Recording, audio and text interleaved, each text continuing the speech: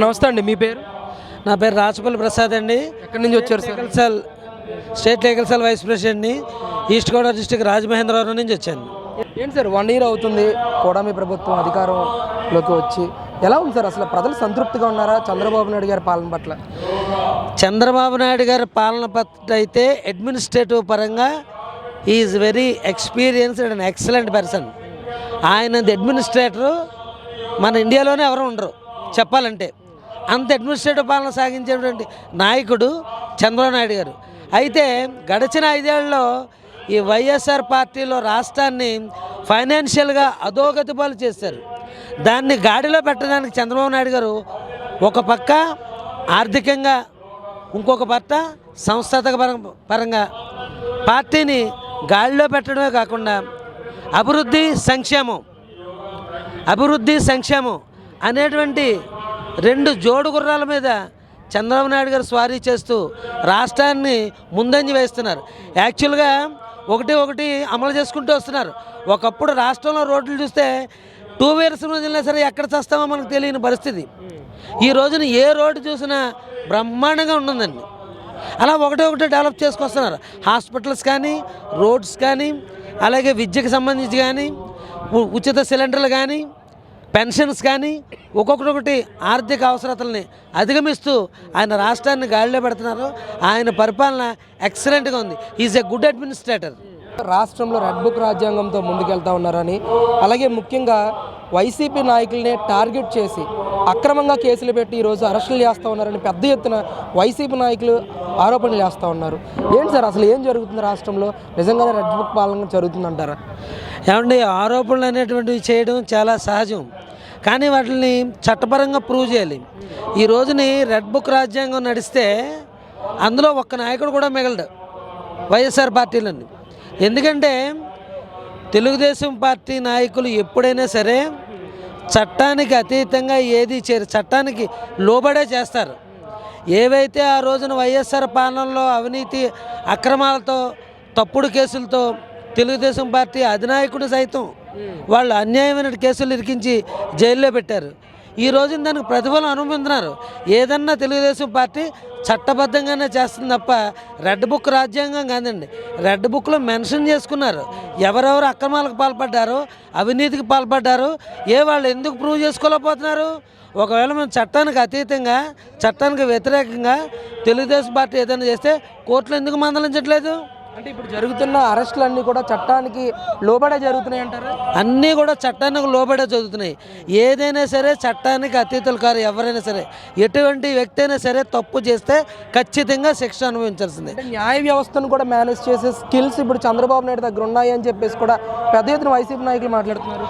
అదే న్యాయ వ్యవస్థను మేనేజ్ చేసుకున్న స్కిల్ చంద్రబాబు నాయుడు గారి దగ్గర ఉంటే ఆ రోజున ఆయన 54 రోజులు సెంట్రల్ జైల్లో ఒక సాధారణ ఖైదీగా ఉండేవారు కాదు ఆయన.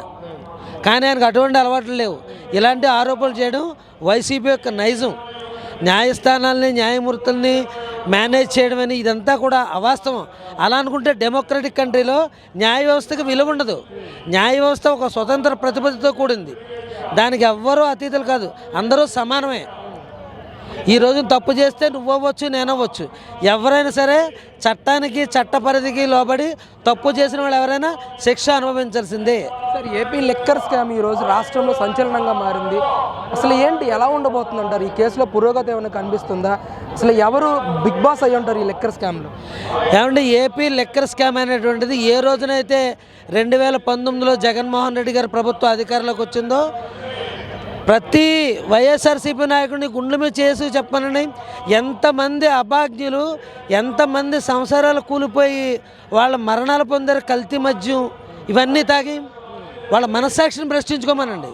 ఎందుకంటే ఆ కల్తీ మద్యం వల్ల కొంతమంది పిచ్చోళ్ళ ప్రవర్తించేవారు, కొంతమంది పెరాలసిస్ వచ్చేవారు, కొంతమంది మరణాల పాలయ్యారు. ఎన్నో కుటుంబాలు వీధిని పాల్పడ్డాయి.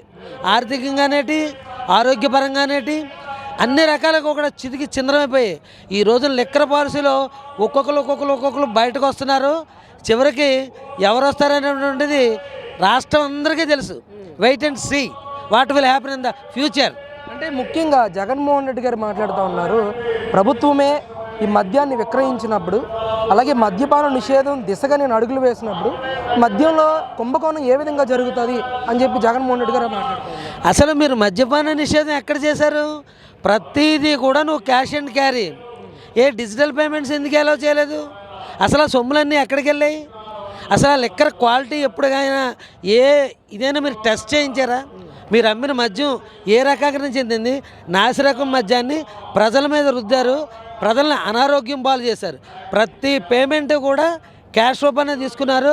అది ఎక్కడికి వెళ్ళిందో లెక్కపత్రం లేదు. ఈ రోజుని చంద్రబాబు నాయుడు గారు దాన్ని ఎంక్వైరీ చేస్తే పెద్ద పెద్ద స్కాములన్నీ బయటపడుతున్నాయి, లెక్కర్ స్కామ్లో. కానీ అల్టిమేట్గా లెక్కర్ స్కామ్లో దొరికేది వాళ్ళ అధినాయకుడే దొరుకుతారు. ఏంటంటే మరి లోకేష్ గారికి టీడీపీ పార్టీ పూర్తి స్థాయి బాధ్యతలు అప్పగిస్తారని ఒక ప్రచారం జరుగుతుంది. నిజంగా బాధ్యతలు ఇస్తే ఆయన సమర్థవంతంగా ముందుకు తీసుకెళ్లారని నమ్ముతున్నారా ఏంటి అసలు లోకేష్ బాబు గారికి బాధ్యతలు ఇస్తే ఖచ్చితంగా 100% సమర్థంగా ఈ రాష్ట్రాన్ని పరిపాలించగల ఇంటెలిజెన్స్ ఉన్నటువంటి నాయకుడు. చంద్రబాబు గారి విజన్ వేరు, లోకేష్ బాబు గారి ఐడియాలజీ వేరు. ఆయన well educated person Lokesh Babu గారు. ఆయన వెల్ ఎడ్యుకేటెడ్ కనుక ఎడ్యుకేషన్లో విపరీతమైనటువంటి మార్పులు తీసుకొచ్చి విద్యా వ్యవస్థని సమూలమైనటువంటి మార్పులతో ఒక ఉన్నతమైనటువంటి స్థితిలో గాడిని పెట్టారు ఆయన. మేము కూడా ఎక్స్పెక్ట్ చేస్తున్నాం ఏంటంటే పార్టీ పగ్గాలు ఆయనకు అందిస్తారేమో అని. కానీ లోకేష్ బాబు గారు మొన్న ఒక సందర్భంలో అన్నారు, ఇందాక మా సోదరుడు చెప్పినట్టు, ఎందుకంటే బాబు గారికి ఇంకా ఒంట్లో చావ ఉంది, ఆయనలో చావ ఇదవ్వలేదు. సో ఆయనలో ఓపుకున్నంత వరకు ఆయనే మా పార్టీ అధ్యక్షుడు, ముఖ్యమంత్రి. అయితే లోకేష్ బాబు గారిని కార్యనిర్వాహక అధ్యక్షుడిగా చేసి పార్టీ పూర్తి స్థాయిలో కాకపోయినా ముఖ్యమైన అంశాల్లో ఆయనకు పగ్గాలు అప్పచెప్తే పార్టీ ఇంకా ముందుకెళ్తుంది.